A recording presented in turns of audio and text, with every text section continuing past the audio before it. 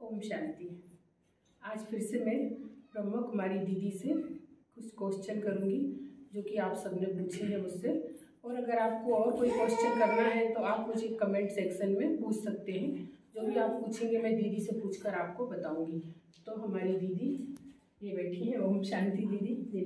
ओम शांति। हाँ, तो दीदी आप ये बताइए कि ये ज्ञान छोटे बच्चे भी सुन सकते हैं? हाँ, ये तो सभी के लिए है और हमें लगता है यदि ये ज्ञान छोटे बच्चों को मिलना शुरू हो जाए तो बहुत ही अच्छा होगा, क्योंकि इस ज्ञान को सुनने से एक तो एकाग्रता बढ़ती है, पुण्य पाप का जो ज्ञान है वो मिलता है, मेमोरी पावर बढ़ती है, क्योंकि हम मेडिटेशन से अपने आप को एकाग्र करते हैं। तो बहुत ज़रूरी है बच्चों के लिए। अच्छा। हाँ। तो बच्चे पढ़ाई के साथ साथ ये पढ़ सकते हैं? हाँ।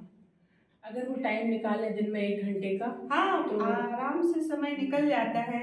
हाँ। हम भी जब छोटे थे, हाँ। तो इस ज्ञान को सुनते भी थे और मेडिटेशन भी करते थे और पढ़ाई भी करते थे। अच्छा, तो छोटे बच्चे का ये ज्ञान सुनने से संस्कार भी सुधरेंगे?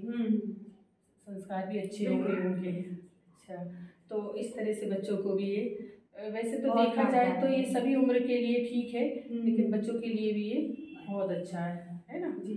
तो मैं कहूँगी कि आप अपने बच्चों को भी इस ज्ञान में भेजें और बच्चे भी इस ज्ञान को सुनेंगे तो उनकी एकाग्रता बढ़ेगी।